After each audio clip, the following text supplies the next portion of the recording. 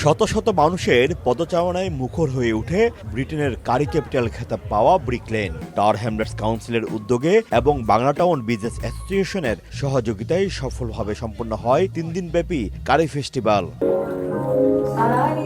সাংস্কৃতিক পরিবেশনা, বাহারি আয়োজন আর রঙিন শোভাযাত্রায় উৎসব মুখর হয়ে ওঠে পরিবেশ।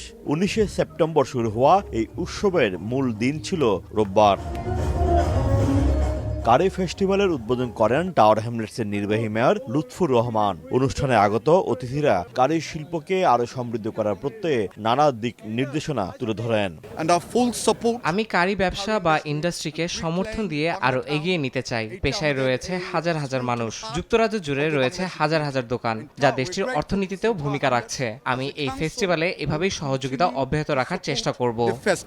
9 বছর পরে কারি ফেস্টিভ্যাল আবার ব্রিকলেনে ফিরে এসছে, তো এটা জানতে পেরে খুব ভালো লাগছে। আমি খুবই আনন্দিত এটা যাতে বারবার আবর্তিত হতে থাকে এবং আজন্ম চলতে থাকে, কারণ এই কারি ইন্ডাস্ট্রির পিছনে আমাদের মাইগ্রেন্ট কমিউনিটি, বিশেষ করে আমাদের যে সিলেটি কমিউনিটি আছে, তাদের বিশাল অবদান আছে। 9 বছর পর কারি ফেস্টিভ্যাল আয়োজন হওয়ায় খুবই ভালো লাগছে। সামনে এই আয়োজন আরো বড় পরিসরে করার চেষ্টা থাকবে। বাংলাদেশি খাবারের স্বাদ নিতে ব্রিকলেনে আসা ভোজন রসিকরাও তুলে ধরেন তাদের অনুভূতির কথা।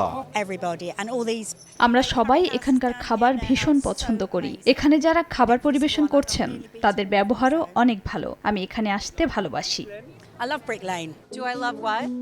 এখানকার বাঙালি খাবারের স্বাদ দুর্দান্ত। ব্রিকলেনের এই উৎসব মুখর পরিবেশ আমার খুব ভালো লাগে বলেই আমি এখানে এসেছি।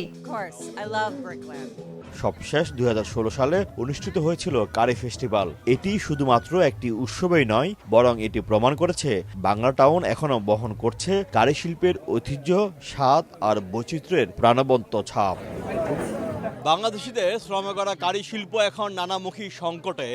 লোকবল কম, আর্থিক খরচ সবকিছু মিলিয়ে রেস্টুরেন্ট বন্ধ হওয়ার পথে। নানা আয়োজন, নানা উদ্যোগ এখন সেই ঐতিহ্যকে আবার পুনরায় ফিরিয়ে আনার জন্য কাজ করছে কাউন্সিল সহ বাংলাদেশি নানা সংগঠন। শোয়েব কবির, সময় সংবাদ, ব্রিকলেন, লন্ডন।